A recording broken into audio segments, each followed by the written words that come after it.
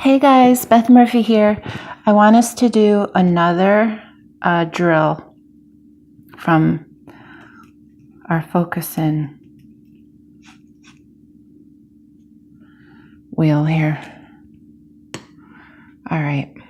Now, as you may remember, you have to identify something that doesn't feel good. All right. You're kind of lining up your intentions. You want to make sure that you do things for the right reasons, because that's the energy that goes forward. And that's the energy that you have coursing in through you. And that's the energy that's going to attract itself. So you always want to have a good feeling inside of you. And in order to do that, you just have to check in with yourself, make the unconscious conscious, and then work through the energy, iron out the wrinkles. It's important. And so let's get started. All right, so let's use an example.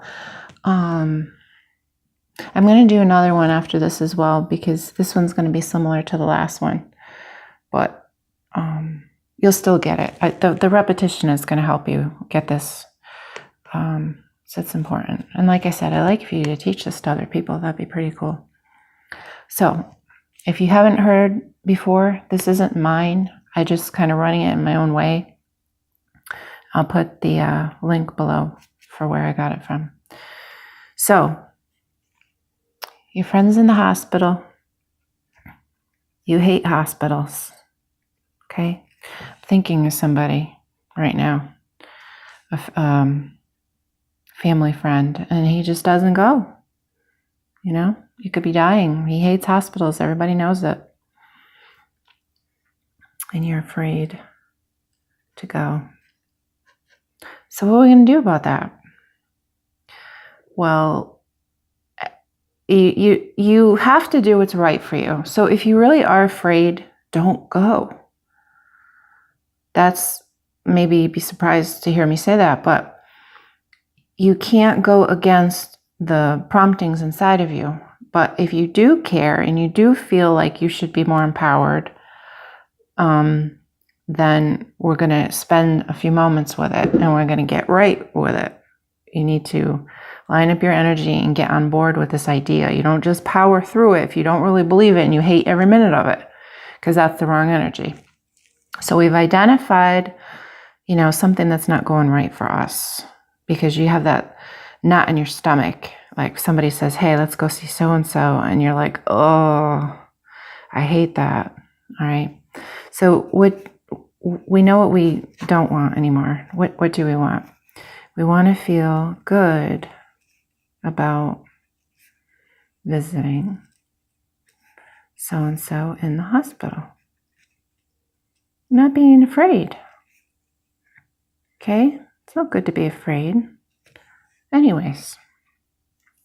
So, as we talked about, we're just going to set up our little format here. And, this person in my imagination, he's not too bent about it. But, so we'll give him 8 pieces of pie.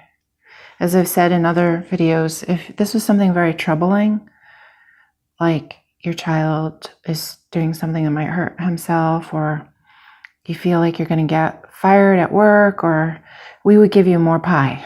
We're going to give you more slices to work on. But this is not that heavy. So, all right. How can we get on board with feeling good about going to visit the friend in the hospital? This person, the reason they don't want to go is because it just reminds them of sickness, and they feel vulnerable, and they just hate everything about the hospital. So they don't want to get sick, what everybody else has either. So how can we make this person feel better? This is him, and he has to make himself feel better. And he's going to go through this exercise by himself in order to do that. Because you have to put the energy in to get the energy out. You can't play the game where you do it in your head and it works. This is far more powerful.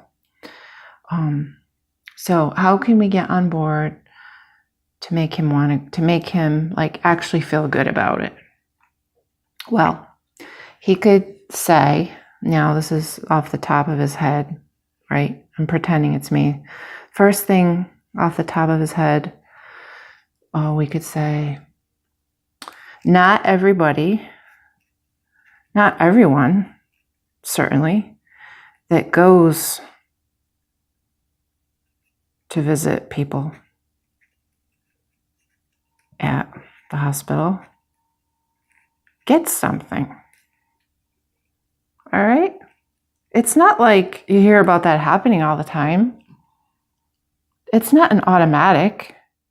You know, we don't know the percentages. Why use our imagination to make it terrible?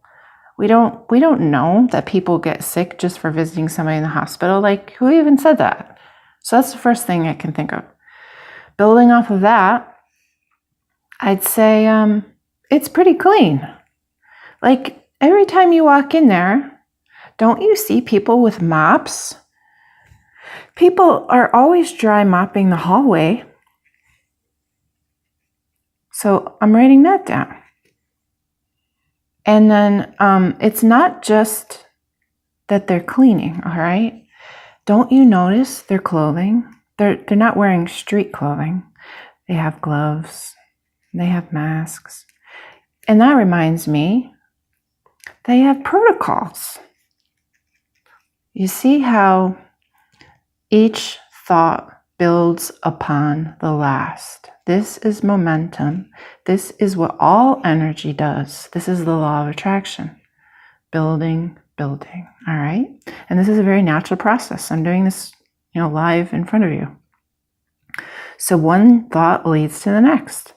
My imagination showed people dry mopping, cleaning the hallway, and then the next thing I saw was clothing, the gloves, the mask, and then the next thing I thought was, yeah, that's all in place because they have protocols. So, and that reminds me that they're professionals, So, these people know how to not get sick. Doctors and nurses, they know how to not get sick. They're not going to even let me see that person if I'm going to get sick. All right. Then, because they don't want their patient. They're protecting their patient. They don't want the patient to get sick. All right. What else do I think? Building off of that. Oh, I don't have to stay that long. I don't have to stay long. So even if I did think I might be in danger, really decreasing the odds, I would think. All right, so now I'm feeling a little bit better. And now comes to mind, I've kind of gotten all these first thoughts are taking care of my own needs, you see? Basic needs. And that's normal. That's what your ego does. Your ego is not all bad. It's also here to protect your physicality. So this is what the ego will do first. It'll protect your body. Then after we kind of feel like that's in order, and then my next thought is, oh yeah, my friend would probably appreciate it. See? Now that I feel better, my next thought, my cup is full. My next thought is to fill others. And that feels very natural. And that feels accurate. My friend would appreciate it. And he doesn't want to be there. He's my friend. Don't forget that. He doesn't want to be there.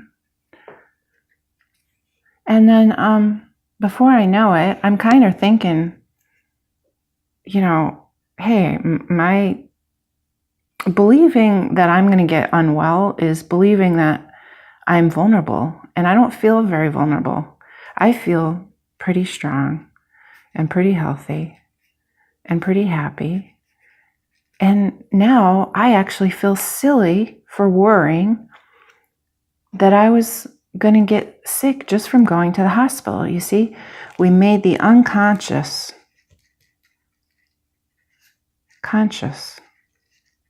And it made all the difference, because that fear, it was nothing. It was just nothing. Didn't even have a leg to stand on, because here I am. One thought built upon the next. It got lighter and therefore more loving. And as soon as I was done taking care of my own needs, my friend popped into my head, and I just kind of had smooth sailing the rest of the way. And now look at that journey. You know, I went from just kind of saying something very logical, like, well, not everybody that goes through the threshold gets sick to visit. You know, and not everybody that walks through the lobby is going to get a cold. That was just very logical. But now I feel good. I'm like, hey, wait a minute. I'm strong, healthy, happy. I don't even feel vulnerable. Like, I feel like I have a good immune system. So even if you rub germs on me, why would that mean anything? You know, I just wash my hands, you know, and I made my friend happy. You know, it's all good. So that's how that works. But listen, this is silly. And in retrospect, you're like, yeah, of course, that's obvious. But it wasn't obvious. And there are people that will lead their life from fear, and they'll never even stand up to it or question it. And a lot of our lives are built on the unconscious. And you may have even just kind of, as part of your personality or your makeup, maybe your dad always hated the hospital. Now you say you hate the hospital. You know, it can be like that too, because if he didn't examine his thoughts, you might not examine your thoughts. So you're doing all kinds of good when you take that time. And I'm going to do another one right after this that's not related to visiting, because the last two were visiting, and I want to try something different. So if you want to watch that, you can, and whenever you want. But I'm going to make it right now. All right, talk to you later. Bye.